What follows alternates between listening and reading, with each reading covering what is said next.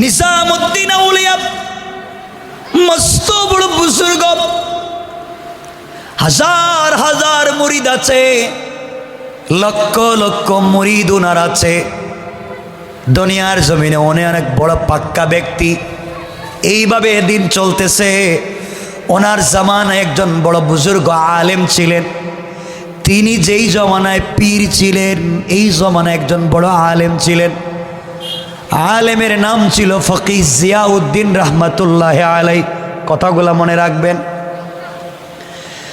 নিজামুদ্দিন আউলিয়া যেই সময় বড় আবেদ, ওনার হাজার হাজার মুরিদ আছে। ওই সময় একজন বড় আল্লাহর আলেম ছিলেন দুনিয়ার জমিনে, যার নাম ছিল ফকিহ জিয়াউদ্দিন রহমতুল্লাহ আলাইহি। কথাগুলা মনে রাখবেন। ফকিহ জিয়াউদ্দিন সব সময় নিজামুদ্দিনকে বলতেন বেদাতি। কি বলতেন? বেদাতি বলার কারণ হলো নিজামুদ্দিন আউলিয়া নামাজওয়ালা, রোজাওয়ালা, তাহাজ্জুদওয়ালা, কোরআনওয়ালা, জিকিরওয়ালা, পর্দাওয়ালা, এতে কোনো সন্দেহ নাই। মস্ত বড় আবিদ, তাতে কোনো সন্দেহ নাই। কিন্তু তার মুরিদের একটা কাজ করত। তিনি যেই জায়গায় বসে থাকতেন, মুরিদেরা বিভিন্ন সময় তার নাম নিয়ে সামা করত। সামা, সামা বুঝেন তো? এটা বুঝেন না মনে? সামা বুঝেননি? মানে ওই যে ডোল তো বুঝেন? ডোল মানে এক সাইড খোলা, এক সাইড বন্ধ। এটাতে তারা সামা করতো, মানে এই যে ডুলে বাড়ি দিত, এগুলা দিয়া দিয়া তারা গান গাইতো, জিকির করত। এটা দিয়া তারা, যাকে আমরা কেউ বলে দোফ, কিন্তু ওই সময় এটা ছিল গানের জন্য, সামার জন্য, জিকিরের জন্য। পিসাব বসলে মুরিদের দেখেন আজকালকের পিসাবরা কি করে, কিছু পীর আছে না, ডোল বাজায় না গান বাজায়, গান বাজায়। তো নিজামুদ্দিন আউলিয়ার সময় এই গান ছিল না যে নারী পুরুষ এখানে নাচানাচি করে ল্যাংটা বাবার দরবারে। বাংলাদেশে ল্যাংটাও পীর হয়ে যায়। আস্তাগফিরুল্লাহ বললেন না? ল্যাংটাও পীর। সবাই গামছা গলায় দিয়া, কই জানি চাঁদপুরের মতলবে, মতলবে বেলতলি, মতলবের বেলতলিতে সব এখানে গানে যায় ল্যাংটা বাবার দরবারে। কেউ ফিরে না খালি হাতে। নাউজুবিল্লাহ বললেন না? আপনারা যাননি? কেউ যান না তো? দেওয়ানবাগে যাননি? রাজারবাগে, সুরেশ্বরী, মাইজভান্ডারে, কুতুববাগে, সায়দাবাদে সব ভালো দেখে যায়। যান না তো? আল্লাহ আমাদের বাঁচাক্ষণ, আমিন। হেফাজত করুক, জুড়ে বলেন আমিন। এমনও লোক আছে মাজারে গিয়ে টাকাও দেয়, দেয় না? মাজারে যদি টাকা দেওয়া যায়, হতো পৃথিবীর সব থেকে বড় রওজা হচ্ছে মদিনায় বিশ্বনবীর। আমরা মদিনায় গিয়ে টাকা দিতাম না, প্রেমে পাগল হয়ে কলিজা পর্যন্ত দিয়ে দিতাম। ঠিক কিনা বলেন? কিন্তু দেওয়া জায়েজ না না জায়েজ? না জায়েজ। মরা জীবিত মানুষের টাকা পয়সা দেন, একজন মানুষের পাও নাই, একজন বিধবা নারী খাবার নাই, তারা টাকা দেয় না, টাকা দিয়ে মাজারে। তো যে মইরা গেছে টাকা দিয়ে কি করব? আমারে বলেন, যে মইরা গেছে তারে যে টাকাটা দিলেন, ওর কোনো কাজে লাগবে না? ওই যারা কি যে কয় খাদেম, খাদেম, খাদেমদের পেট তো বম্বাস্টিক মার্কা হচ্ছে। এগুলো হালাল কাজ? সবাই বলেন হালাল না হারাম? আমি কি বুঝাতে চাই দেখবেন। একজন আলেমের কি দাম, জাননেওয়ালার কি দাম। এজন্য ভাই জানেন কি দাম বুঝবেন, আমি বলতেছি। আমার মুসলমান বন্ধুগণ, গভীর মনোযোগ। দিল্লির নিজামুদ্দিন আউলিয়া মস্ত বড় আবেদ, নামাজ পড়েন, তাহাজ্জুদ গুজার, এতে কোনো সন্দেহ নাই। তার দরবারে নারী পুরুষ আসার কোনো সুযোগ নাই। সুন্দর করে চালাচ্ছেন, কিন্তু তার মুরিদেরা বেশি ভালোবাসা ভালো, কথা বলেন, ভালো না।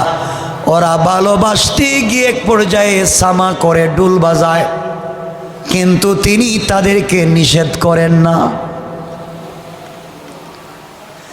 তিনি তাদেরকে নিষেধ করেন না। এইভাবে চলতে আছে। মানুষ যখন এই সময়ের সব থেকে বড় আলেম ফকিহ জিয়াউদ্দিনের কাছে নিজামুদ্দিন আউলিয়া সম্পর্কে জিজ্ঞাসা করে, হুজুর আপনি বলেন তো নিজামুদ্দিন আউলিয়া কেমন? ফকিহ জিয়াউদ্দিন বলেন, নিজামুদ্দিন আউলিয়া ভালো, নামাজ ভালো, রোজা ভালো, জিকির ভালো, পর্দা ভালো, সব ঠিক আছে, কিন্তু তার মুরিদেরা সামা করে তিনি দেখেন, নিষেধ করেন না। এই জন্য তিনি বিদাতি। মরার আগে বলবো বিদাতি, কিয়ামতের দিনও বলবো বিদাতি। কারণ যিনি জিকির করতে গিয়া মুরিদেরা গান বাজায় সামা করে নিষেধ করতে পারেন না, আমি কোনোদিন তাকে মানতে পারি না।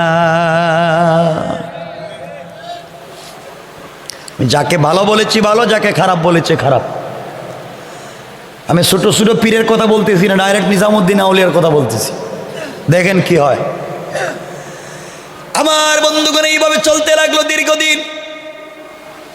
নিজামুদ্দিন আউলিয়া জানতে পারলেন ফকিহ জিয়াউদ্দিন তাকে বিদাতি বলেন, তাকে মানেন না। তার সবগুলা কাজ তিনি মানেন, কিন্তু সামা করাকে তিনি মানেন। কথা বলেন। আপনি আপনার পীরের মুরিদ ভালো করে মানেন, আপনার পীর যদি ভালো কথা বলে মানেন, কিন্তু পীরও গাঁজা খায়, আপনিও গাঁজা খান, পীরও ফেন্সিডিল বেচে, আপনি ইয়াবা বিক্রি করেন, এমন পীরও জাহান্নামী, মুরিদও জাহান্নামী। এদেরকে যারা সাপোর্ট দেয়, যারা মানে, সবগুলা জাহান্নামী। কন্যা আউযুবিল্লাহ।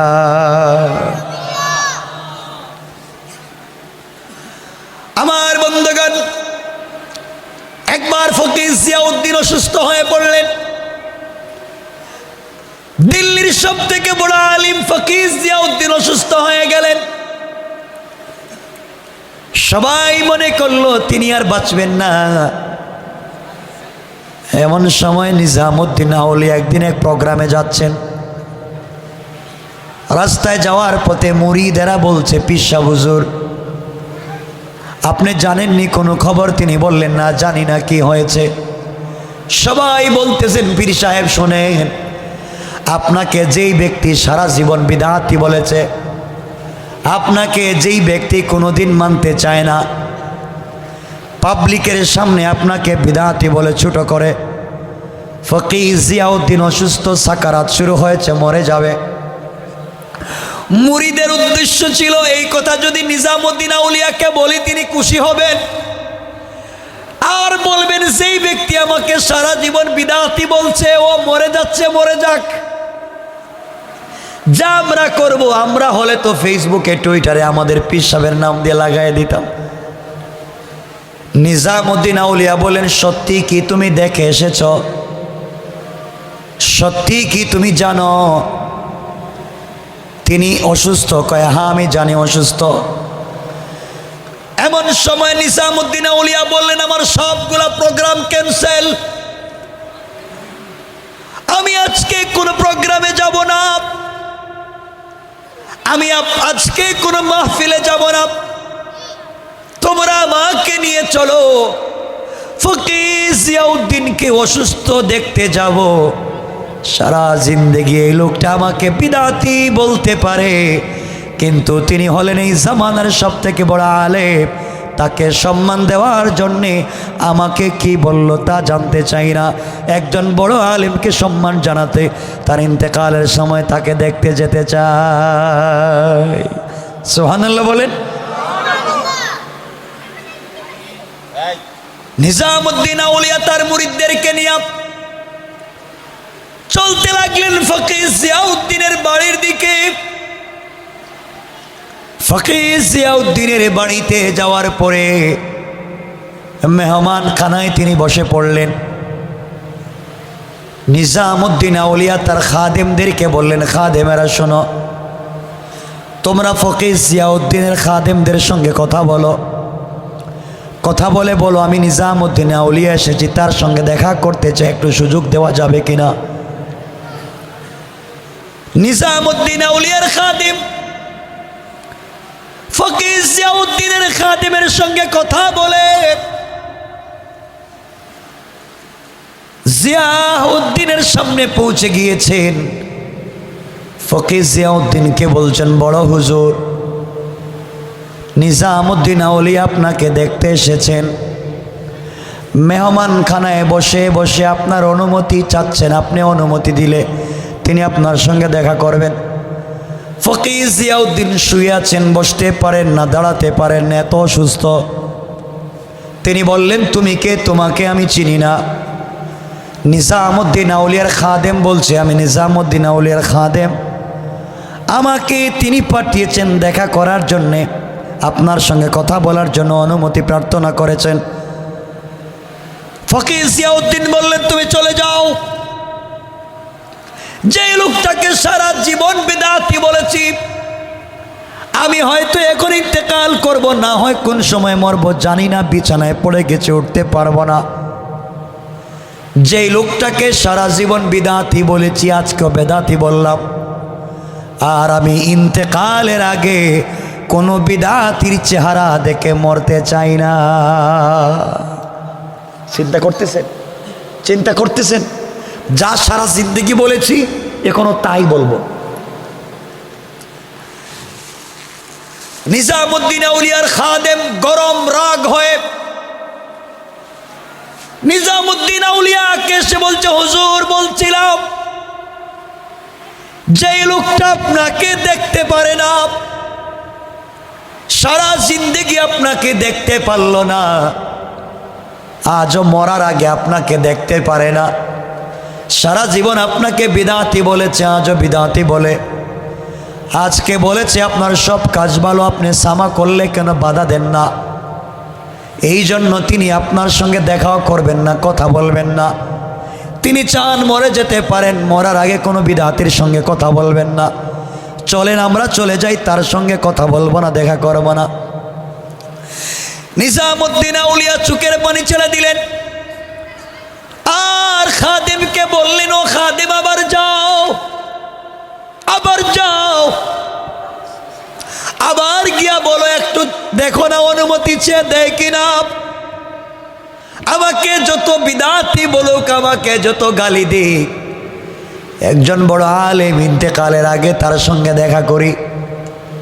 কিন্তু কেন? নবীদের পরে তো আলেমদের স্থান, নবীদের পরে ওয়ারাসাতুল আম্বিয়া তো উলামায়ে কেরাম, যার কাছে কোরআনের জ্ঞান আছে, আল্লাহ বলছেন তার চাইতে বড় কেউ নাই। সুতরাং উনি বড় আলেম, তাকে দেখা দরকার। আল্লাহ রাসূল বলেছেন, আলাইকুম বিমুজালাসাতিল উলামা, যারা আমি রাসূলের মজলিসে বসতে পারলো না, আমি নবীর অনুষ্ঠানে বসতে পারলো না, আমার অনুষ্ঠানে বসলে, আমার কথাগুলো শুনলে যেভাবে জিন্দেগির সগীরা গুনাহ মাফ হয়ে যায়, কেউ যদি হাক্কানি উলামায়ে কেরামের মজলিসে বসে আলেমদের চেহারার সঙ্গে তাকায়া থাকে, আলেমদের চেহারার দিকে তাকায়া থাকে, আল্লাহ রাসূল বলেছেন তাদের জিন্দেগির গুনাহগুলো মাফ হয়ে যাবে। কোন সুবহানাল্লাহ। এই জন্য আমার মুসলমান বন্ধুগণ, নিজামুদ্দিন আউলিয়া বললেন, খাদেম রে আবার যাব, খাদেম আবার যাব, গিয়ে কথা বলে দেখ ফকির জিয়াউদ্দিন আমাকে অনুমতি দেয় কিনা। নিজামুদ্দিন আউলিয়া অহংকার করলেন না, কারণ আল্লাহ কোরআনে কারীম 19 নম্বর পারা 25 নম্বর সূরা আল ফুরকানের 63 নম্বর আয়াতে বলেছেন, যারা আল্লাহর গোলাম ওলি হবেন, পীর হবেন, তাদের কোয়ালিটি কি, আল্লাহর গোলামের গুণ কি আল্লাহ বললেন। আবার আল্লাহ বললেন, ওয়া ইবাদুর রাহমানিল্লাযীনা ইয়ামশুনা আলাল আরদি হাওনা আল্লাহ রাব্বুল ইজ্জত ওয়াল জালাল বললেন, যারা আমি আল্লাহর গোলাম দাবি করবে, নিজেকে আশিক রাসূল দাবি করবে, আমি আল্লাহর ওলি যারা দুনিয়ার জমিনে দাবি করবে, আমি আল্লাহর গোলামের 1 নাম্বার গুণ হলো আমার গোলাম দুনিয়ার জমিনে কোনোদিন অহংকার করতে পারে না। কোন সুবহানাল্লাহ। আল্লাহকে মানেন, আল্লাহকে বিশ্বাস করেন, সকল সময়ে আল্লাহর উপরে ঈমান রাখেন, দেখবেন আল্লাহ আপনাকে সকল বিপদ থেকে বাঁচাইয়া দিবেন। দিবেন না ইনশাআল্লাহ? যত বড় অসুস্থ হয়ে যায় আল্লাহর কাছে চাইব। আল্লাহ বলেছেন, গোলাম যত বড় অসুস্থ হ, তুই আমার কাছে চা, কারো কাছে চাইস না, আমি আল্লাহ তোকে সুস্থ করে দিতে পারি। হযরত আইয়ুব আলাইহিস সালাম দীর্ঘ 18 বছর অসুস্থ। কয়দিন? অসুস্থতার কোয়ালিটি জানেন? অসুস্থ হতে হতে পা থেকে মাথা পর্যন্ত পুরো বডি পচে গেছে। পচে এমন দুর্গন্ধ বের হয়, 1-2 কিলোমিটার দূর থেকে দুর্গন্ধ শোনা যায়, নাকে লাগে। পুরা বডি থেকে পোকা বের হয়, মাথা থেকে পোকা, নাক থেকে পোকা, কান থেকে পোকা, হাত থেকে পোকা, পা থেকে পোকা, পেট থেকে পোকা, শুধু পোকা আর পোকা। এই মানুষটার বডির কোনো জায়গা ভালো আছে? এত অসুস্থ। যেই দিন আইয়ুব আলাইহিস সালামের জিহ্বাটাও পচে যাচ্ছে, আল্লাহর কাছে বলছেন, আল্লাহ আমার পুরা বডিটা পচে গেছে, তোমাকে কিছু বলি নাই। আমার পুরা বডি থেকে গন্ধ আর পোকা বের হয়, তোমাকে কিছু বলি নাই। আল্লাহ শুকরিয়া ছিল যে তুমি আমার জিহ্বাটা ভালো রাখছো। আল্লাহ আমার সারা বডি পচাইয়া দাও, আমার আপত্তি নাই, কিন্তু আমার জিহ্বাটা পচাইয়া পোকা দিও না। আল্লাহ বলছেন, আইয়ুব কেন? কেন? আল্লাহ এই জিহ্বা দিয়ে আমি যত কষ্টে থাকি, আমি যেন তোমার নামের জিকির করতে পারি। আল্লাহ বলেন, আইয়ুব এত কষ্টে থাকার পরেও, পুরা বডি পচে গেছে, এত কষ্টে থাকার পরেও আমি আল্লাহকে বলে যাও নাই, শুধু জিহ্বাটা ভালো থাকবার জন্য আমি আল্লাহর কাছে চাইলা, আমি আল্লাহ খুশি হইয়া তোমাকে সুস্থ করে 32 বছরের যুবক বানাইয়া দিলাম। সুবহান আল্লাহ। পারেন? কথা বলেন, পারেন? পারেন, আল্লাহ পারেন। এই জন্য আমার মুসলমান বন্ধুগণ, কষ্ট হচ্ছে আপনাদের? নিজামুদ্দিন আউলিয়ার খাদেম আবার গিয়েছে, আবার গিয়ে বলছি 2 নাম্বার বার, হুজুর নিজামুদ্দিন আউলিয়া আমাকে পাঠিয়েছেন, আপনি তার সঙ্গে একটা বার দেখা করবেন, তিনি আসছেন, আপনার সঙ্গে দেখা করতে চায়। নিজামুদ্দিন আউলিয়া বললেন, একবার বলেছি তার সঙ্গে দেখা করব না, আবারও বললাম দেখা করব না, এখান থেকে চলে যাও। নিজামুদ্দিন আউলিয়ার খাদেম এসে বলছে, হুজুর 2 নাম্বার বার গিয়েছি, আমাকে তাড়াইয়া দিয়েছে, এখন চলেন তো চলে যাই। নিজামুদ্দিন আউলিয়া বললেন, 2 বার গিয়েছো, তাড়াইয়া দিয়েছে, আরেকটা বার গিয়া দেখো না সুযোগ দেয় কিনা। কত দিল নরম করে ফেললেন, কত ছোট হয়ে গেলেন, আরেকবার গিয়া দেখো দেখা করার সুযোগ দেয় কিনা। খাদেম বলছে, হুজুর আমি আর যাবই না, 2 বার গিয়েছি, আমাকে বিতাড়িত করে দিয়েছেন, আর যাব না, এখন আমি গিয়ে কি বলবো? নিজামুদ্দিন আউলিয়া বললেন, বাবা যাও, এখন গিয়া তুমি তার কাছে ওই কথা বলবা যে নিজামুদ্দিন আউলিয়া তার জিন্দগিতে যত কোনোভাবে যদি কোনো বিদাত করে থাকে, কোনোভাবে চলার পথে যদি কোনো অন্যায় করে থাকে, আপনার ইন্তেকালের আগে আপনার সঙ্গে দেখা করে তওবা করে বিদাত কাজ ছাড়তে চায়। সুবহানাল্লাহ বলেন। সবগুলা বিদাত কাজ ছেড়ে দিতে চায়, এই জন্য তওবা করবার জন্য আপনার কাছে আসতে চাই। এই কথাটা আপনি তার কাছে জানাইয়া দিবেন, মনে রাখবেন কি বলতে চাই। দেখেন কি সম্মান, নিজামুদ্দিন আউলিয়া ফকির জিয়াউদ্দিনকে কত সম্মান দিলেন। তিনবার যখন পাঠালেন, 3 নাম্বার বার খাদেম যাওয়ার পরে বলছে, হুজুর এখন আসছি, আপনি একটু দেখা করার সুযোগ দেন। ফকি জিয়াউদ্দিন বললেন, তোমাকে 2 বার বলেছি না আসার জন্য, এখন আসছো কেন?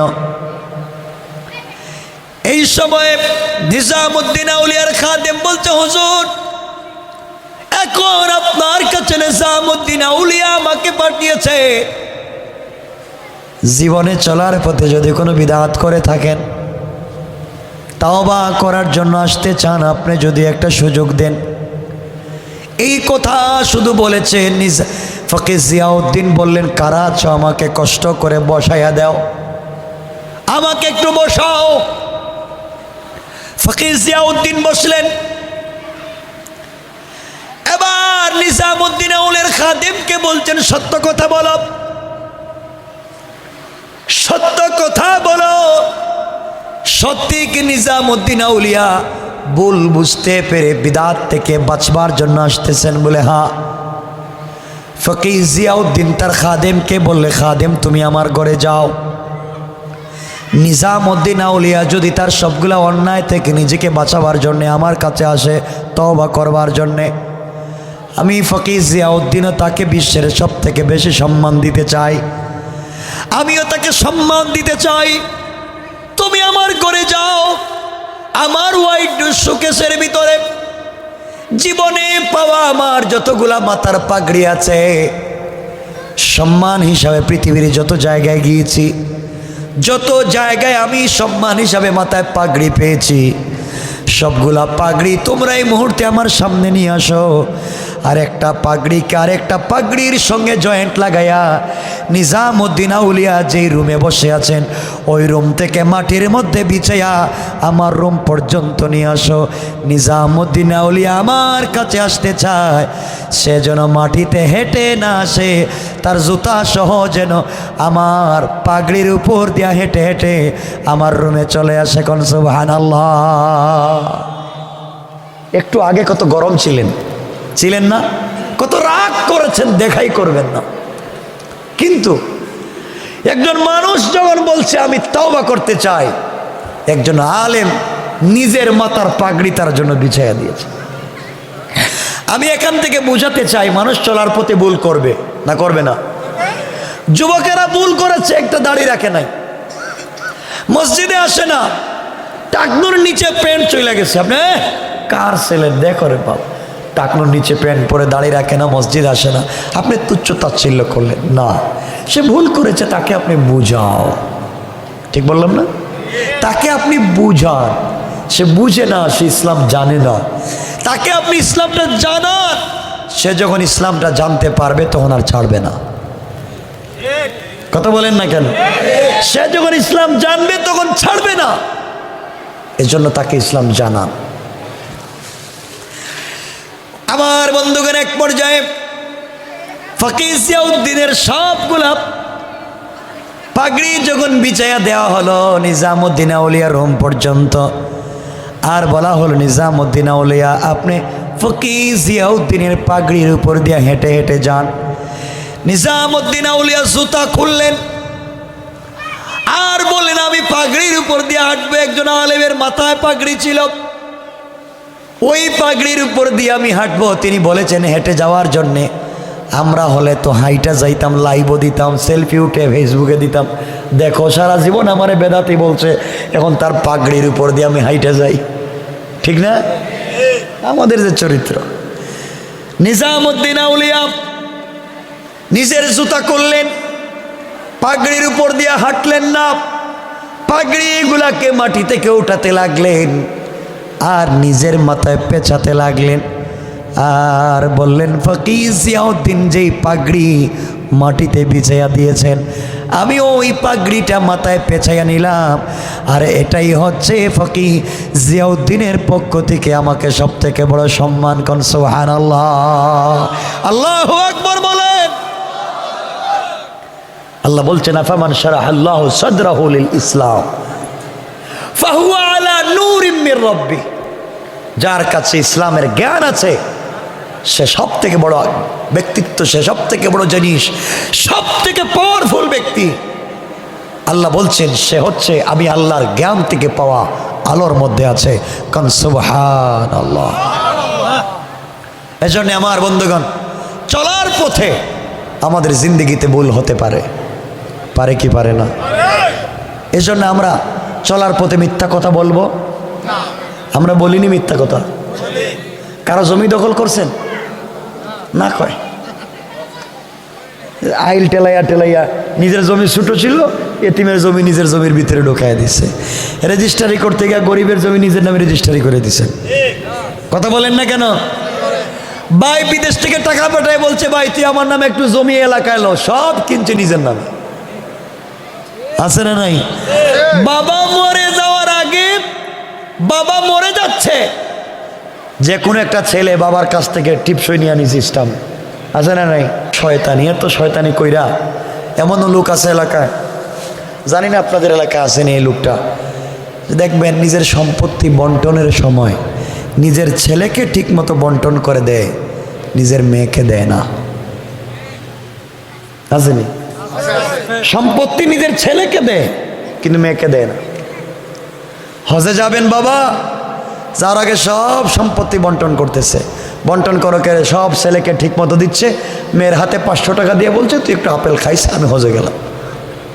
আছে না নাই? মেয়েকে সম্পত্তি দেয় নাই।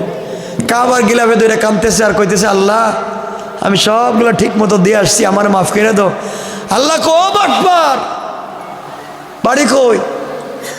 নিজের মেয়েরে ঠকাই এখন আমারও ঠকাইতে এসেছিস। সম্পত্তি নিজের ছেলেরে দিলে মেয়েরে দিলে না, এমন লোক আসেনি এলাকায়? আচ্ছা কেউ মাইন্ড করবেন না, 90% কেউ মাইন্ড করবেন। একটা কথা বলেন, এখানে কারা কারা বিয়া করছেন একটু হাত উঠান। অনেকে বিয়া করছেন, মাশাআল্লাহ। হ্যাঁ, বিয়া করছেন না আপনারা? আচ্ছা বলেন তো, বিয়ের সময় কাবিনে লেখা ছিল নি বউর মোহর? কথা বলেন না কেন? না মোহর ছাড়া বিয়া করছেন? মোহর লেখা ছিল না? মোহরের টাকা দিছেন? বউরে মোহরের টাকা দিছেন? টাকা পরিশোধ করছেন? কয়জন আর করছেন? এতে 1জন বা 2জন বা 4জন? মাফ চাইছে? মাফ দিয়ে দিছে? মাফ দিছে তো? কি সুন্দর আপনাদের এলাকার মায়েরা মাফ কইরা দে না? খুব ভালো না? মোহরের টাকা দিছেন? কি মনে করেন আপনি কাবা ঘরের ইমাম হইতে পারেন, আপনি বনি ইসরাইলের পয়গম্বর মুসার মতো হয়ে যেতে পারেন, কিন্তু আপনি যদি বউর মোহরের টাকা না দিয়া কবরে যান, আপনি জাহান্নামে যাবেন, জাহান্নামে। মোহরের টাকা দেন না কেন? লম্বা লম্বা বক্তৃতা তো দেন, এই করবেন শেক করবেন সব করেন, বউ টাকা দেন না কেন? মাফ কইরা দিছে। মাফ করছে তো? কিছু কয় না। মাফ করছে? কিছু কয় না কেন? মাফ করে দিছে না? যাদেরকে মাফ কইরা দিছেন বউ, যাদেরকে বউ মাফ কইরা দিছে মোহরের টাকা, আমি বললাম আগামীকালকে সকালে বউরে তালাক দিবেন। তালাক দেওয়ার পরে কি মোহর দেওয়া লাগবে? কিছু কয় না। লাগবে নি কেন? মাফ করে দিছে তো লাগবে কেন? মাফ করে দিছে তো এখন লাগবে কেন? এখন কেন? আগে মাফ করলে এখন আবার দিবে নাকি? এগুলা মাফ না, হারাম। কিসের মাফ? আপনি তো লম্বা লম্বা বক্তৃতা করেন, আপনি নেতা এলাকার, বউর টাকা দেন না, পাবলিকরে কেমনে দিবেন? এজন্য বউর মোহরে টাকা দিয়েন, দিয়া কবরে যাইন। বাবা আমি আমার দায়িত্ব ছিল আপনাদেরকে বলে দিতেছি, বউর মোহরে টাকা দিয়া কবরে যাইয়েন, নাহলে তাহাজ্জুদে কাজ হবে না, কোনো নামাজে কাজ হবে না, কোনো দান খয়রাতে কাজ হবে না। বউ কিয়ামতের দিন বলবে তোমারে চিনি না, টাকা দাও। কথা কন না কেন? তবে টাকা দেও, চিনি না, টাকা দেও। এলে মাফ নাই, তখন কি করবেন? আপনারা তো হাসতেছেন, তা খুব কঠিন কথা। নবীজি অনেকগুলা বিয়ে করেছেন, একটা বিয়ে দেখান যে মোহর দেন নাই। দিছেন? নগদ দিছে, নগদ, নগদ দিছে। এই জন্য আল্লাহর হস্তে বাবা যারা বিয়ে করেছেন মোহরগুলা দিয়ে দিয়েন, কন্যা ইনশাল্লাহ। মুরব্বী যারা আছে রাখব আমরা টাকা পাইব কই? তা আপনারা টাকা পাইবেন কই? এতদিন কি করছেন?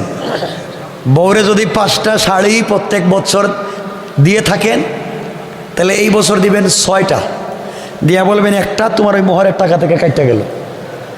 জুতা যদি 2 জোড়া দেন এবার দিবেন 3 জোড়া, 1 জোড়া তোমার মোহরের টাকা থেকে কাইটা গেল। প্রত্যেক মাসে যদি 500 টাকা দিন হাত খরচ, এই মাস থেকে দিবেন 1000 টাকা, বলে 500 টাকা তোমার মোহর থেকে কাইটা গেল। এভাবে দিয়া শেষ করে কবরে যাইয়েন। মনে রাখবেন, আবারও বলছি, এটা বান্দার হক। কিয়ামতের দিন আল্লাহ মাফ করবেন না, কারণ আল্লাহ বলবেন আমি জানি না, তুই বোর কাছ থেকে মাফ নিয়ে আয়। তো বোর কাছে গেলে আমি চিনি না, টাকা দেন। টাকা দিতে পারবেন? কোনো মাফ নাই রে ভাই। এ কথা আমার বিশ্বাস হয় আপনাদের? আমার কথাটা বিশ্বাস হয়? আল্লাহ কোরআনে বলছেন, দেখেন আল্লাহ বলছেন ইয়াউমা ইয়াফিরুল মারউ মিন আখিহি ওয়া উম্মিহি ওয়া আবিহি ওয়া সাহিবাতিহি ওয়া বানি। এই কথা বলতে গিয়ে আল্লাহ বলছেন ইয়াফিরু মানে ফেরারির আসামি তো বুঝেন, যার উপরে ওয়ারেন্ট আছে, যে ওয়ারেন্টের আসামি, রেপ খুঁজতেছে, পুলিশ খুঁজতেছে, এই বেচারা এখানে ওয়াজ শুনতেছে। এমন সময় রেবের 2 গাড়ি এখানে দাঁড়ায় খুঁজতেছে আব্দুল্লাহ কই। ও যখন দেখছে রেবের 2 গাড়ি, আচ্ছা কোন তো, এদিকে আগুন জ্বলতেছে, এদিকে সাগরের পানি, ওখানে দাঁড়াইয়া থাকবে না, দৌড় দিবে। কথা বলেন নাকি? কোথায় আগুন, কোথায় পানি, কোথায় গুরুস্থান, বাঘ, জান আগে বাঁচা, পুলিশে ধরলে খবর আছে, ঠিক কিনা? আল্লাহ বলছেন ইয়া ফিররু, কিয়ামতের দিনে স্ত্রী তার স্বামীরে দেখলে ফেরারির আসামির মতো দৌড়াবে, চিনবেই না। বাবা তার ছেলেকে দেখলে দৌড়াবে, ভাই তার ভাইকে দেখলে দৌড়াবে, বোন তার বোনকে দেখলে দৌড়াবে, কেউ কারো পরিচয় দিবে না। আর আপনি মনে করতেছেন আপনি ওই দিনকে বাইচা যাইবেন না, কেউ কাউকে চিনবে না।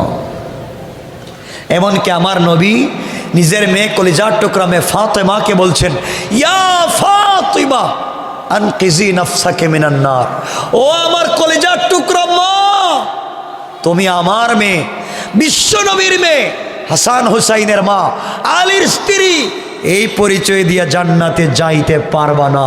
আমি যা করি তুমি তা কইরা পরে জান্নাতে যাও। কথা বুঝছেন আমার? মোহরের টাকা দিয়েন ইনশাল্লাহ। কন বউ কিন্তু মাফ দিবে না, এটা বালা করে যাই না রাখেন, মাফ দিবে না, কিয়ামতের দিন মাফ দিবে না। এজন্য মোহরের টাকা দিবেন তো ইনশাল্লাহ ভাই? বলেন না? যারা বিয়ে করছো না একটু হাত উঠাও। বিয়ে করো নাই?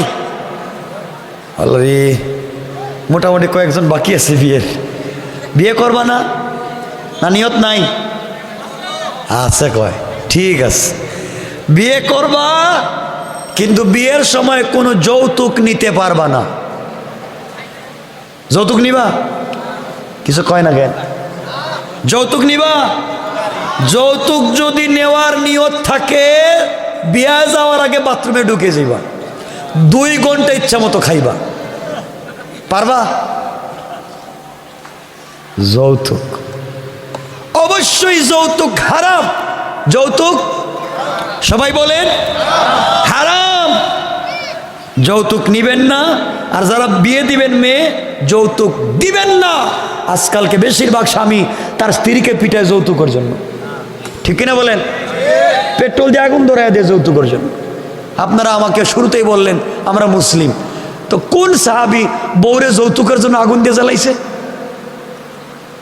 আমরা তো এগুলা করি না? লজ্জা হয় না? বউর টাকা দিয়ে আপনি চলাফেরা করেন, বউর দেওয়া গাড়িতে আপনি চড়েন, বউর দেওয়া পালঙ্গে আপনি ঘুমান। আল্লাহ, আপনি নাকি পুরুষ। এজন্য যৌতুক চাইব না, যৌতুক দিব না, ইনশাল্লাহ বলেন। সবাই বলেন ইনশাল্লাহ। আল্লাহ কবুল করুক, জুড়ে পড়েন আমিন।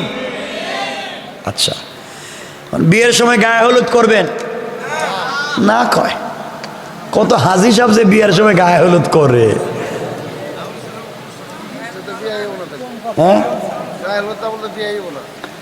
শোনেন, যারা গায়ে হলুদ করে নাচানাচি করে গান বাজনা বাজাইয়া সারা রাত ডুল তবলা বেহালা বাজায় গান গাইছে, বিয়ার দিন মাথায় পাগড়ি একটা দিছে, আল্লাহ কোষ শয়তান, সারা রাত্রে বাজাইলে গান আর সকালের দিকে মাথায় দিছে পাগড়ি, কথা কোন লাগে এমন কি করবে এমনকি নামাজও পড়ে মসজিদে যায়, এগুলা কেন করেন? যাদের বাচ্চা তৃতীয় লিঙ্গের হয়, যাকে বলে সুজা বাংলায় হিজড়া হয়, যাদের বাচ্চা বিকলাঙ্গ হয়, বা যাদের বাচ্চা হাত দেখবেন লুলা হয়, লেংরা হয়, চোখে দেখে না, মনে রাখবেন তাদের বিয়ার রাত্র থেকে নিয়ে তাদের বিয়ার সবগুলা কাজ ছিল হারাম, এই জন্য আল্লাহ তাদের বাচ্চাদের হারাম। কথা বুঝতে পেরেছেন? এগুলো করবেন না। বিয়ের দিনে কোরআন তেলাওয়াত নিজে করেন, নামাজ পড়েন, তাহাজ্জুদ পড়েন। বিয়ের রাত্রে ফুলসজ্জার রাত্রে স্ত্রীর সঙ্গে যখন দেখা করবেন, তখন স্ত্রীর এই যে সামনের চুলে এইভাবে ধইরা দোয়া পড়েন। হাদিসে রাসূল দোয়া শিখিয়ে দিচ্ছেন, এভাবে চুলগুলাকে সামনে ধইরা সামনাসামনি বসে দোয়া পড়েন আল্লাহর কাছে, দোয়া করেন আল্লাহর কাছে। আল্লাহ বলছেন, এই দিন যারা আমার কাছে স্ত্রীর সামনের চুল ধরে দোয়া করবে আর যা চাইবে আমি আল্লাহ তার চাইতে 100 গুণ বেশি দেব। কের দোয়া জানেনি না, তো কি দোয়া করতো জানেই না। এ তো বাসর রাত্রে তো দরজা দাঁড়াইয়া থাকে, রুমে ঢুকে না। বউ কই কি হইলো রাত্রে 3টা আপনি ঢুকেন না কেন? পকেটে টাকা নাই। টাকা নাই মানি? মোহর লেখছিলাম 10 লাখ, এখন আছে মাত্র 10 টাকা, এজন্য আসতেছি না। আপনি আসেন, মাফ। হ্যাঁ, এখন বাঘের মতো করে যাইতেছে, মাফ শুন না। মাফ দিছে না? তোমার ঘরে ঢুকাইছে? মাফ দেয় নাই। এই জন্য আল্লাহর ওয়াস্তে এই কাজগুলা যাইও না। এরপরে বাচ্চা যখন জন্ম নিবে, বাচ্চার কানে আজান দিবেন, বাচ্চার জন্য একটা ভালো নাম রাখবেন। পারবেন না ইনশাল্লাহ? এগুলা করে বাচ্চার হক আদায় করেন। আমাদেরকে আসলে ওয়াজে বলেন, হুজুর আমার ছেলে মেয়েগুলো আমাদের কথা শুনে না, একটু মা বাবার হকের বেলায় ওয়াজ করেন, বাচ্চাগুলো যেন মা বাবার হক আদায় করে। জীবনেও আদায় করবে না মা বাবার হক। কিসের মা বাবার হক জান আপনি? আপনি শুধু মা বাবার হক কথা বলেন, আপনি কি সন্তানদের হক আদায় করছেন?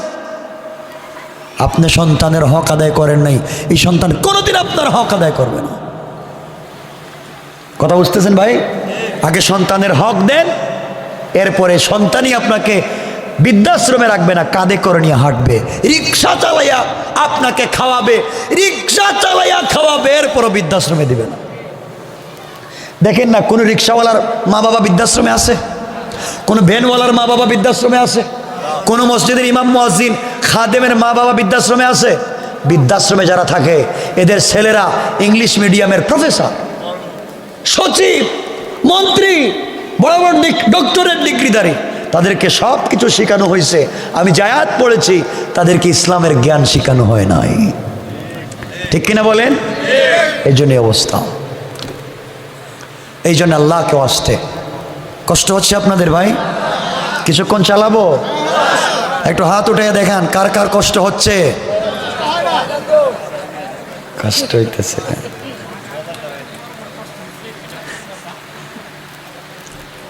এই জন্য জীবনে গুনাহ হতে পারে। আল্লাহ বলছেন, গোলাম ও যুবক তোমাদেরকে বলছি, জেনা করেছ না? জেনা, সুদ খাইছো, ফেনসিডিল খাইছো, ইয়াবা খাইছো? আরে শোনো, আল্লাহ বলছেন আমি ফেরাউনের দুয়ারও কবুল করছি। ফেরাউন সারাদিন বলতো আনা রব্বুকুমুল আলা, আমি বড় রব। রাত্র হয়ে গেলে জঙ্গলে গিয়ে আল্লাহর কাছে কাঁদতো। আল্লাহ বলছেন, ও ফেরাউন, সারাদিন তো আমারে চিনলে না, রাত্রে এসে আমার কাছে কান্না করিস। ফেরাউন এই রাত্রে যা চাইবে আমি তোকে তাই দিব। আমরা কি ফেরাউন? আমরা নমরুদ? আমরা সাদ্দাত? আমরা কি? আমরা তো মুসলিম। আর যাই করি নাম তো আছে মুসলিম। কথা কন না কেন? তাহলে তওবা করলে মাফ করবেন না কেন? আল্লাহ বলছেন, যত বড় অপরাধী হলাম আমার কাছে মাফ চা, আমি কথা দিলাম তোকে মাফ করে দেব। জোরে বলেন না সুবহানাল্লাহ।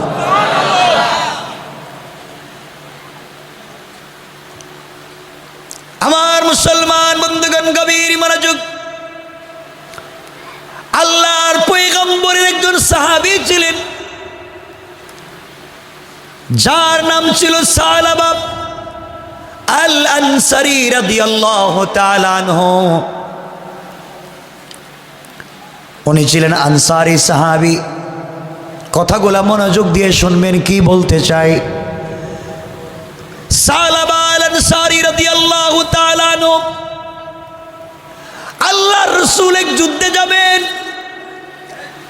মদিনার একজন ধনী সাহাবী, মদিনায় তিনি এসেছেন, যার নাম হযরত সাঈদ, যাকে বলেন সাঈদ ইবনে আব্দুর রহমান রাদিয়াল্লাহু তাআলা আনহু। সাঈদকে বিশ্ব নবী নিয়ে জিহাদে চলে যাবেন, যুদ্ধে চলে যাবেন। আল্লাহর নবী মদিনার মধ্যে একজন আনসারী সাহাবী, একজন মুহাজির সাহাবী, দুইজনকে দিয়ে বন্ধুত্ব করায় দিয়েছিলেন, আর বলছিলেন যে কারো অসুবিধা সুবিধায় একজন আর একজনকে সহযোগিতা করবা। বিশ্বনবী সাঈদকে নিয়ে যখন জিহাদের ময়দানে চলে যান, যাওয়ার সময় সাঈদ হযরতে সালাবাতুল আনসারীকে বলছেন, ও আমার ভাই, আমি জিহাদে বিশ্ব নবীর সঙ্গে চলে যাই, তুমি আমার বাড়িটা দেখে রাখবা। আমার স্ত্রী ঘরের ভিতরে তাকে পর্দানশীল, তুমি আমার স্ত্রীকে দেখে রাখবা। আমি জিহাদে যাই, রাসূল পাকের সঙ্গে চলে গেলাম, তুমি দেখে রাখবা।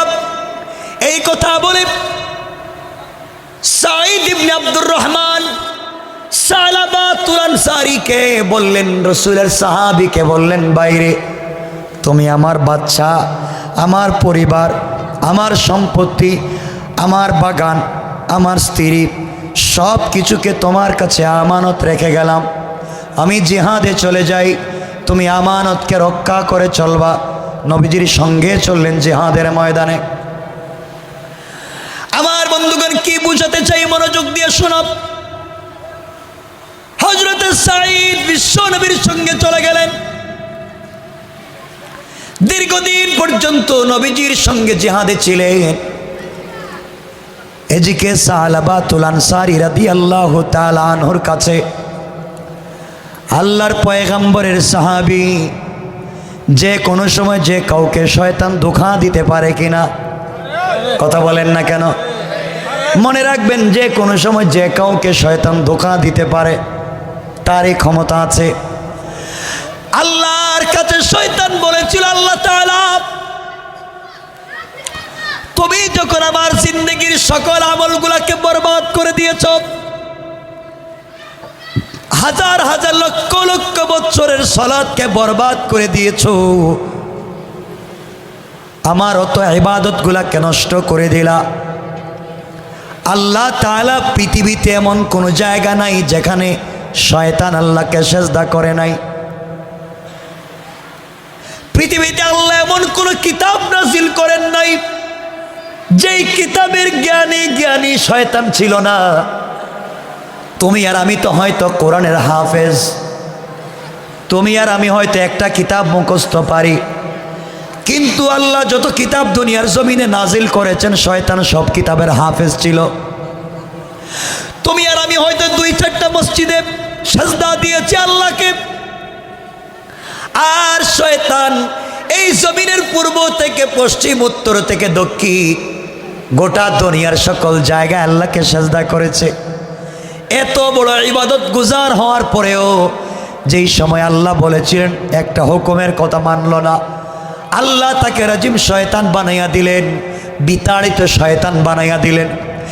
এমন সময় শয়তান আল্লাহকে বলেছিল, আল্লাহ তাআলা, আমি এত ইবাদত করেছি, এত সালাত আদায় করেছি, এত নামাজ পড়েছি, এত রোজা রেখেছি, সব কিছু আপনি বরবাদ করে দিয়েছেন শুধুমাত্র কেবলমাত্র একটা হুকুম না মানার কারণে। শয়তান হুকুম মানে নাই কয়টা? কথা বলেন। আল্লাহ বলেছিলেন আদমকে সেজদা কর, একটা মাত্র হুকুম সেজদা করার কথা বলছেন, মানে নাই। আল্লাহ রব্বুল ইজ্জত ওয়াল জালাল তাকে শয়তান বানাইয়া দিলেন। আর আমরা তো আল্লাহর কোনো একটা হুকুম মানি। মানি না। এরপরে আমরা বড় মানুষ, মনে রাখবেন শয়তান আল্লাহকে বলেছে, আল্লাহ তাআলা আমি এত ইবাদত করলাম, সবগুলাকে আপনি ধ্বংস করে দিয়েছেন, আগমনী তোমার কাছে আমি চাই। দেখেন শয়তান জানতো আল্লাহর কাছে না চাইলে কিছু পাওয়া যাবে, শয়তানও জানতো, কিন্তু আমরা জানি না।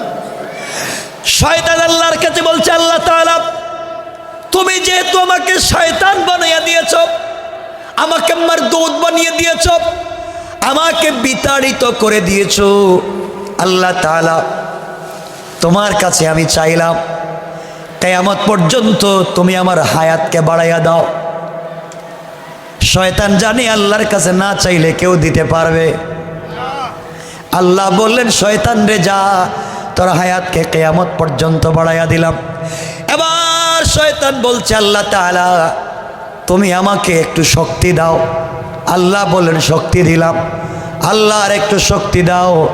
কেমন শক্তি চাস? আমি যেন তোমার বনি আদমের রক্তে রক্তে, ব্লাডে ব্লাডে, রগে রেশায় ঢুকে ঢুকে ধোঁকা দিতে পারি। আল্লাহ বলেন, যা তোকে শক্তি দিলাম, তুই আমার গোলামকে ব্লাডের সঙ্গে মিশে মিশে ধোঁকা দিতে পারবে, যা। আল্লাহর কাছে বলছে, আল্লাহ আর একটু শক্তি দাও। কি শক্তি দিব?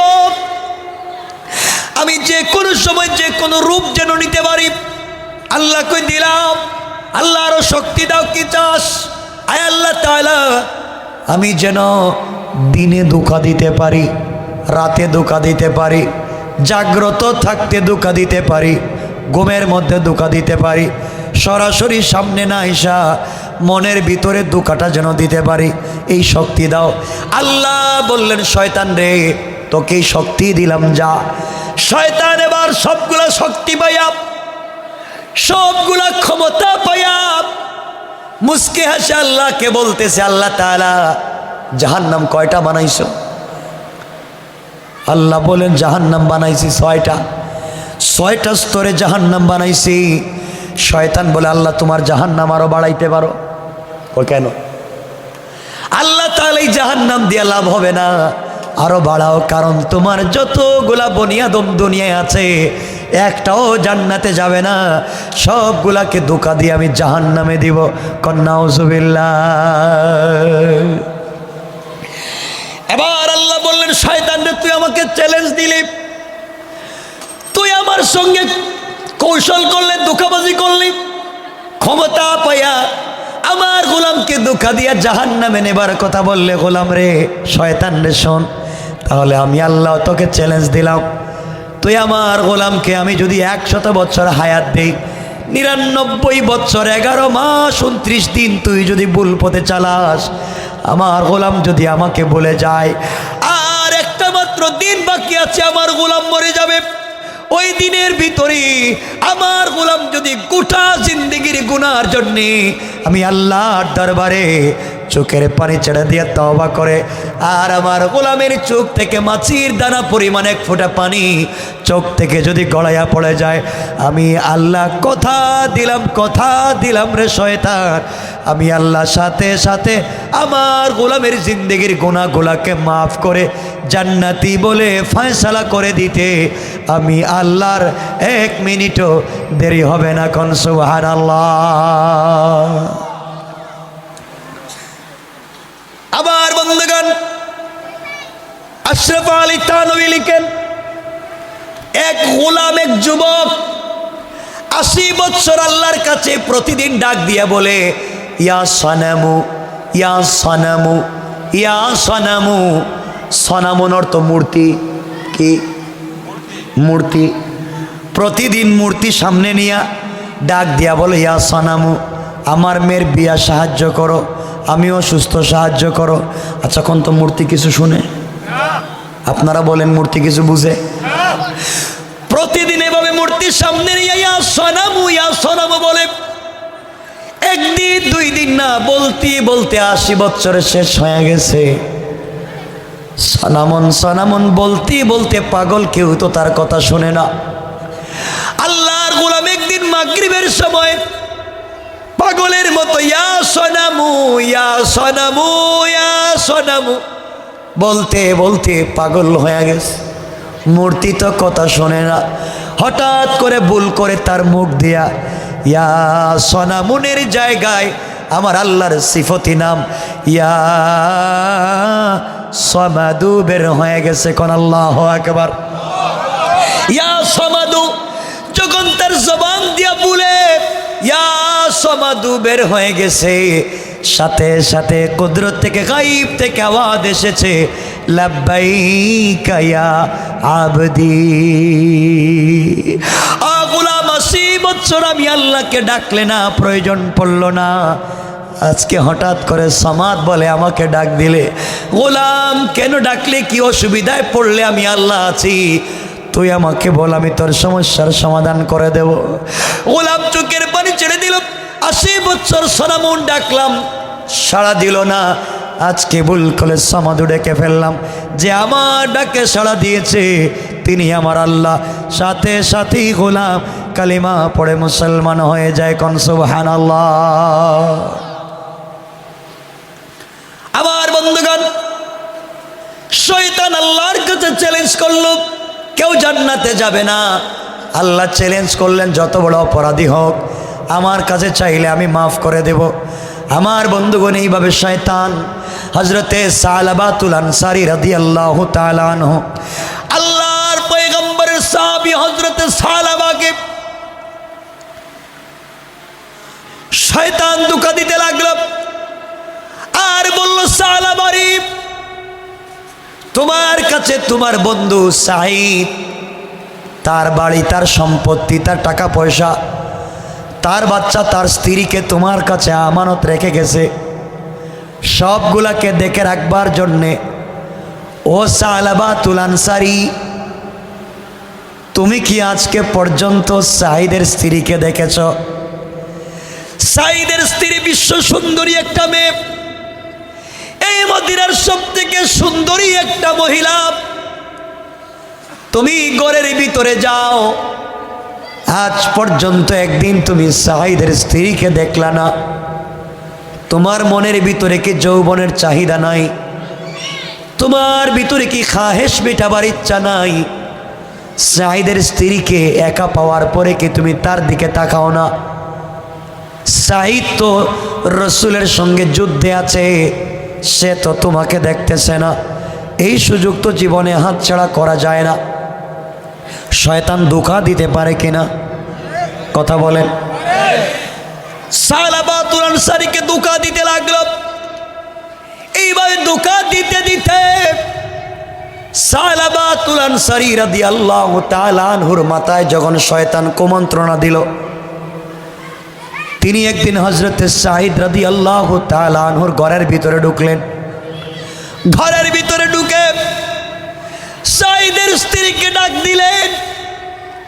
সাঈদ রাদিয়াল্লাহু তাআলা আনহুর স্ত্রীর সামনে হাজির হলেন। তিনি তার বন্ধু, তার ভাই, ভাইয়ের স্ত্রীর হাত ধরলেন, আর কিছু করেন নাই, শুধু হাত ধরলেন। শুধুমাত্র কুমন্ত্রণায় পড়ে এমন সময় সাঈদের স্ত্রী বলতে লাগলেন, ও সালাবাতুল আনসারী, আমি তোমার ভাইয়ের রেখে যাওয়া আমানত। তোমার ভিতরে কি জাহান্নামের ভয় নাই? তোমার ভিতরে কি কবরের আযাবের ভয় নাই?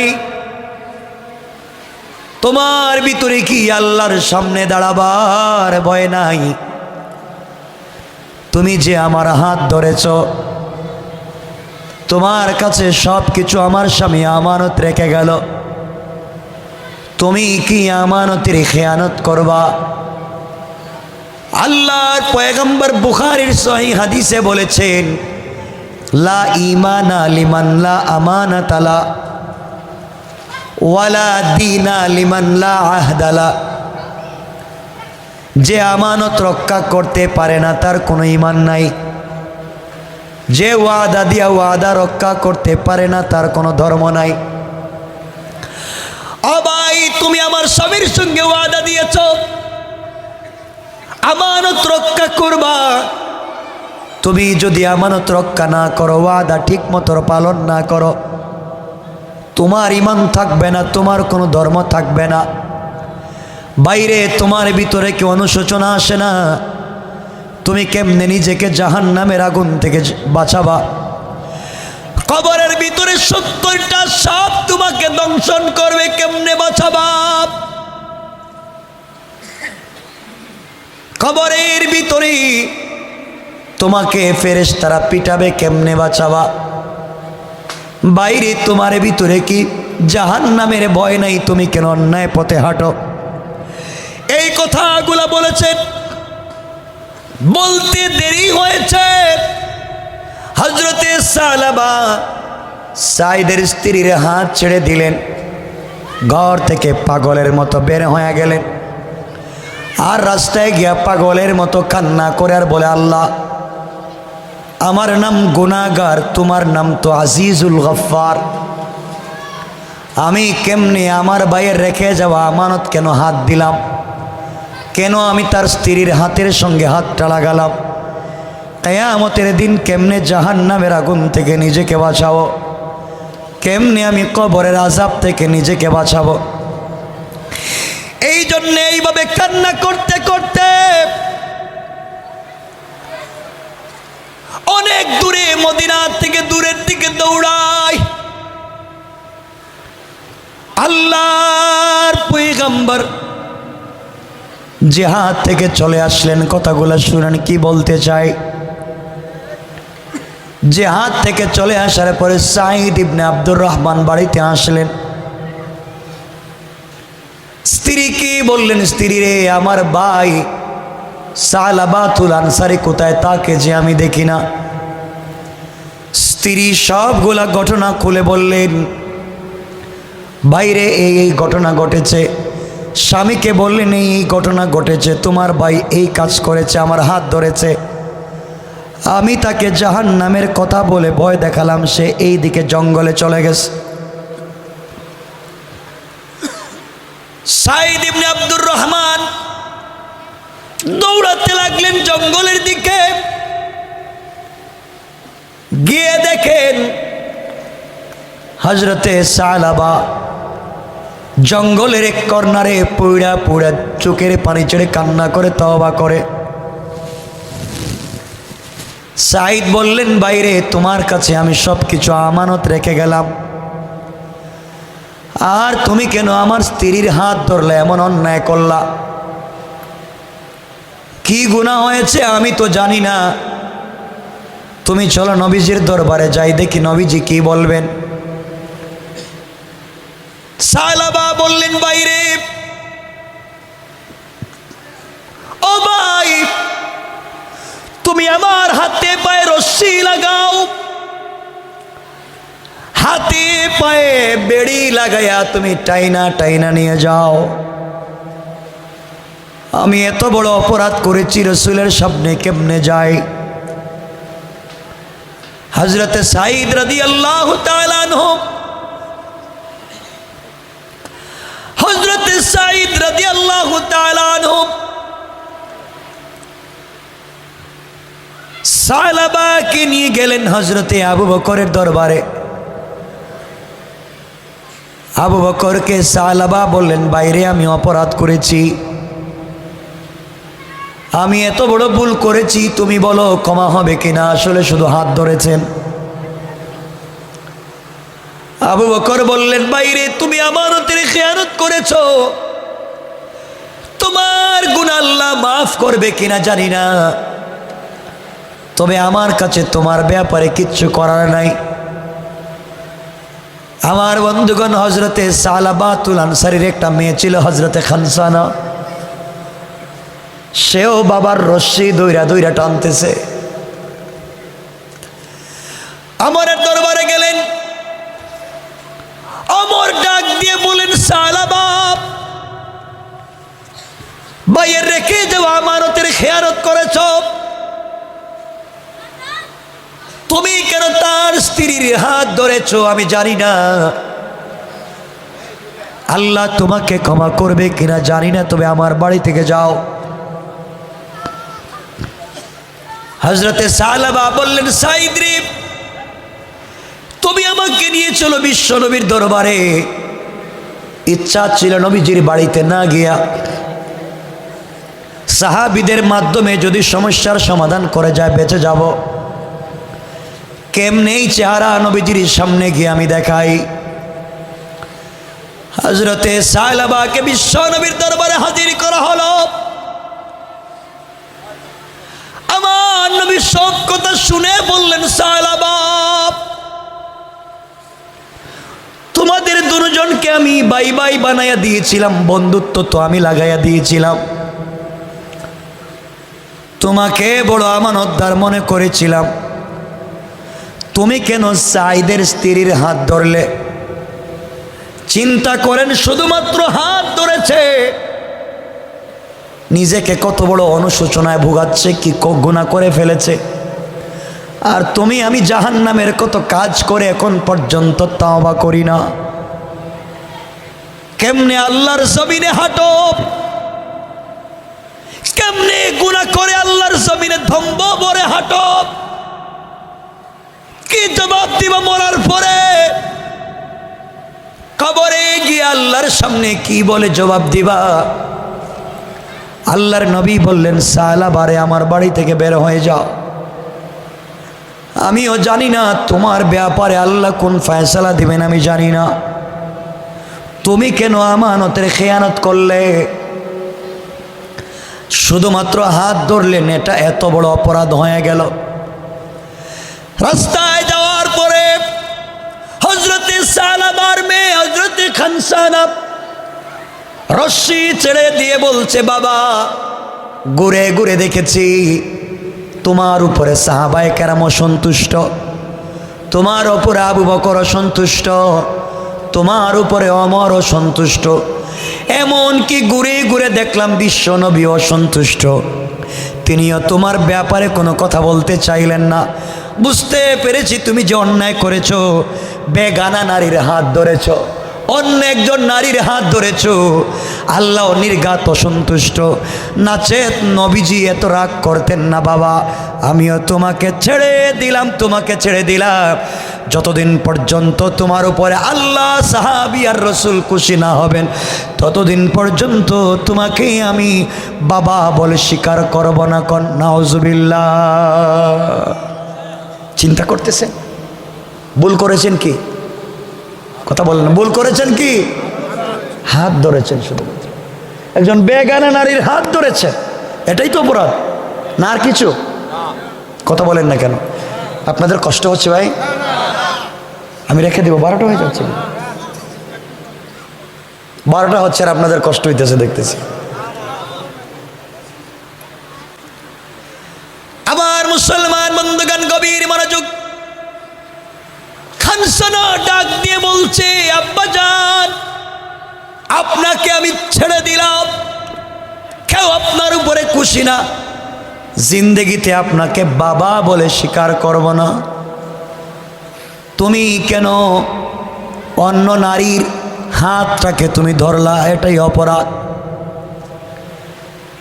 এবার সাদ হযরতে সালাবাতুল আনসারী সাঈদকে বলছেন, বাইরে তুই আমার হাত ছেড়ে দে, আমি আর মদিনায় থাকব না, এই জমিনে আমি আর থাকব না, যেই জমিনে আল্লাহ আমার উপরে খুশি না, জমিনে বিশ্ব নবী আমার উপরে সন্তুষ্ট, সাহাবায়ে কেরাম আমার উপরে সন্তুষ্ট, আমি আর থাকব না, ছেড়ে দে। হযরতে সালাবাতুল আনসারীকে ছেড়ে দেওয়া হলো। মদিনা থেকে অনেক দূরে চলে গেলেন। বিশাল বড় মদিনার দূরে একটা পাহাড়ের উপরে উঠে গেলেন। পাহাড়ের উপরে উঠে গভীর রাতে চিৎকার করে কান্না করে বলে, আল্লাহ, আমার নাম তো গুনাহগার, তোমার নাম তো আজিজুল গফফার। আয় আল্লাহ, ঘুরে ঘুরে দেখেছি এই মদিনার কেউ আমাকে দেখতে পারে না। আবু বকরের বাড়িতে গিয়েছি, তিনিও আমাকে তাড়াইয়া দিয়েছেন। আল্লাহ তাআলা ওমরের বাড়িতে গেলাম, তিনিও আমাকে তাড়াইয়া দিলেন। মুসলমানেরা আমার দিকে তাকাইয়া তারা মুখ ফিরাইয়া নেয়, আমি এত অপরাধ করছি। আল্লাহ তাআলা কেউ আমার দিকে তাকায় না। এমনকি আমি বিশ্ব নবীর বাড়িতে গেলাম, বিশ্ব নবীও আমাকে বের করে দিয়েছেন, আমার সঙ্গে এ পর্যন্ত কথা বললেন না। অমনি এত বড় অপরাধ করেছি আমার মেয়ে, আমাকে বাবা বলে স্বীকার করতে চায় না। দুনিয়ার জমিনের চাইতে লাঞ্ছনার কিছু হতে পারে না। আল্লাহ তাআলা রাত্র গভীর হয়ে গিয়েছে, অমনি মদিনার সবগুলা মানুষ ঘুমিয়ে গিয়েছে।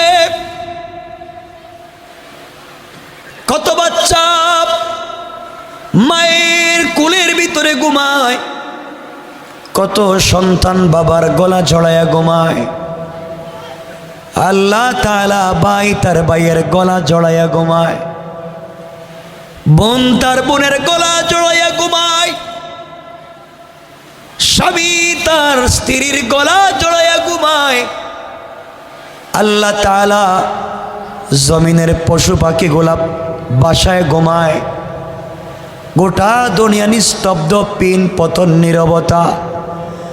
আল্লাহ তোমার এক গুনাহগার গোলাম সালাবাতুল আনসারী ঘুমায় না, গুনাহ করেছে সালাবা, ঘুমায় না।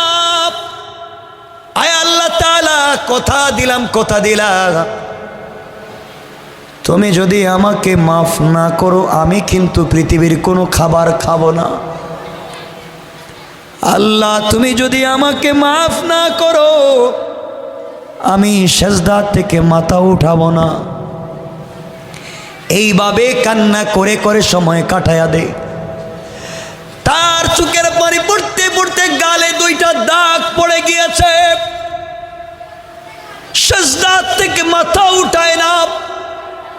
অপরাধ করেছেন, তওবা করেছেন, অন্যায় করে ফেলেছেন, গুনাহ হয়ে গিয়েছে, আল্লাহর দরবারে চোখের পানি ছেড়ে কাঁদতেছে।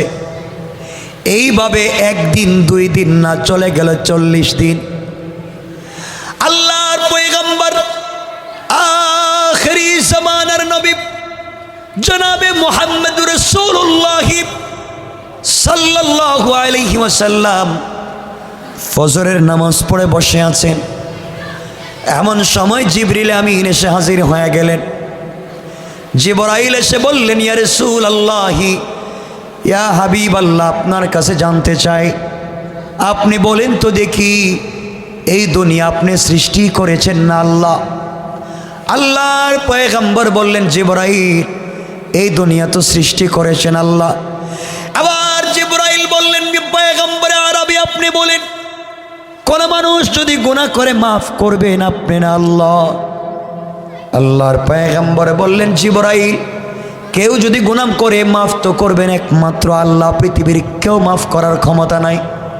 পয়গম্বরে আরবি তাহলে জবাব দেন। কিছুদিন আগে সালাবাতুল আনসারী নামে একটা যুবক সাঈদের স্ত্রীর হাত ধরেছে, এই জন্যে কত তওবা করেছে, আপনারা বের করে দিলেন, কেউ জায়গা দিলেন না।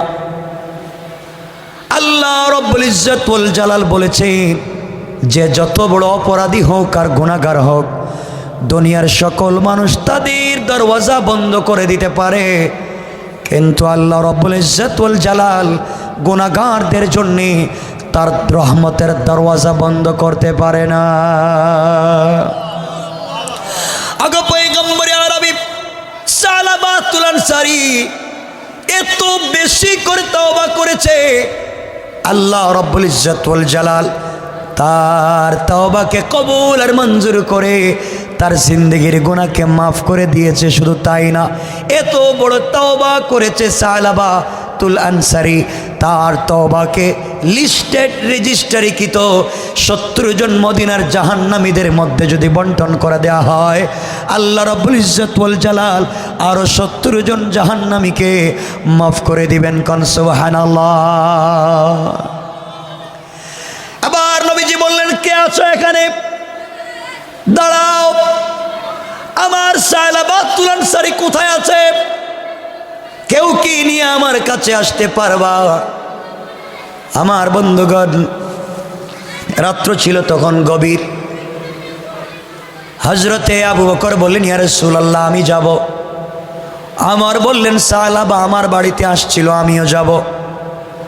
সালমান ফার্সি বললেন, পয়গম্বরে আরবি, আমি বৃদ্ধ সাহাবী, আমার কথা হয়তো সালাবা শুনবে, আমাকে দেন। তিনজন মিলে চললেন গভীর রাত্রে, তিনজন মিলে চললেন সালাবাতুল আনসারের খুঁজে। খুঁজতে খুঁজতে অনেক দূরে পৌঁছে গেলেন। গভীর রাত্রে মদিনার সীমান্ত এলাকায় যাওয়ার পরে কিছু লোককে দেখতে পেলেন, তারা হাঁটাহাঁটি করে। জিজ্ঞাসা করলেন, বাইরে তোমরা বলো তো দেখি, বলো তো, তোমরা বলো তো দেখি, এলাকায় কোনো লোককে চিনো নাকি? তোমাদের লোকের পরিচয় কি? জাহান্নামের ভয়ে কান্না করে, আল্লাহর আযাবের ভয়ে কান্না করে এমন কি কোনো যুবককে তোমরা চিনো?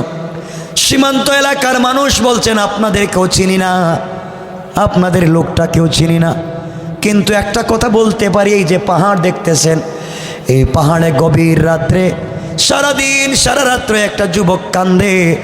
তার কান্নার কারণে আমাদের পশু পাখিগুলা, আমাদের ছাগল ভেড়া দুম্বাগুলা ঘাসে মুখ লাগাইয়া খাবার খায় না। ওই লোকের কান্নার কারণে এই প্রাণীগুলাও কান্না করে। কোন সুবহানাল্লাহ। তারা বললেন, বলো তো কোথায় কান্না করে? সবাই দেখায় দিলেন, এই যে পাহাড়ের ভিতরে কান্না করে। হযরতে আবু বকর পাহাড়ের নিচে গিয়া তাকায়া দেখেন সালাবাতুল আনসারী সাজদায় পড়ে কান্দে, চোখের পানি ছেড়ে নিজের গুনার জন্য কান্না করে। হযরতে আবু বকর বললেন, সালাবা মাথা উঠাও, আল্লাহ ওহী নাজিল করে বিশ্ব নবীকে বলেছেন তোমার গুনাহ মাফ করেছেন, মাথা উঠাও। সালাবা বলেন, আবু বকর তোমার কথায় মাথা উঠাতে পারি না, তোমার বাড়িতে গিয়েছিলাম, তুমি আমাকে বের করে দিয়েছো। আমার বললেন, তুমি মাথা উঠা, আমি অমর এসছি। হযরতে সালাবাতুল আনসারী বলছেন, ভাই আমার, তোমার বাড়িতে আমি গিয়েছিলাম, তুমিও আমাকে তাড়াইয়া দিয়েছ। সালমান ফার্সি বললেন, সালাবারে, আমাদেরকে নবীজি পাঠাইছেন, চলো যাই। চারজন সাহাবী মিলে মদিনার দিকে আসা শুরু করলেন। ফজরের আজান হয়ে গেল, রাসূল পাকের ইমামতিতে মদিনার মসজিদে নামাজ শুরু হয়ে গেল। চারজন সাহাবী এসে নবীজির পিছনে সালাতে শরীক হয়ে গেলেন। আল্লাহর রাসূল ফজরের নামাজে দ্বিতীয় রাকাতে পড়তে লাগলেন, আলহাকুমুত তাকাসুর হাত্তা যুরতুমুল মাকাবির। এই সূরা যখন দ্বিতীয় রাকাতে তেলাওয়াত করলেন, আল্লাহর নবী যখন পড়লেন আলহাকুমুত তাকাসুর, সাহাবায়ে কেরাম শুনলেন নামাজের পিছনে বিকট আওয়াজ হচ্ছে, মদিনার মসজিদের ভিতরে আওয়াজ হচ্ছে। আওয়াজ হলো, গভীর আওয়াজ হলো। নবীজি পড়লেন হাত্তা যুরতুমুল মাকাবির। আবার আওয়াজ হলো, নবীজি নামাজ শেষ করে দিলেন, শেষ হলো। সালাম ফিরানোর পরে সাহাবায়ে কেরামকে বলেন, কি আওয়াজ হলো? সকল সাহাবায়ে কেরাম পিছন দিকে তাকায় দেখেন হযরতে সালাবা মাটির মধ্যে পড়ে আছেন, অজ্ঞান হয়ে পড়ে আছেন মসজিদের ভিতরে। নবীজি বললেন, সাহাবীরা তোমরা আমার সালাবার মাথায় পানি দাও। হযরতে সালমান ফার্সি ছিলেন ডাক্তার, তিনি পালস পরীক্ষা করে নবীজিকে বলেন, ইয়া রাসূলুল্লাহ, আপনার সালাবা, আপনার সাহাবী সালাবা দুনিয়ার জমিনে নাই, বরং নামাজের ভিতরে এসে বিকট আওয়াজের সঙ্গে দুনিয়ার থেকে বিদায় নিয়ে চলে গিয়েছে।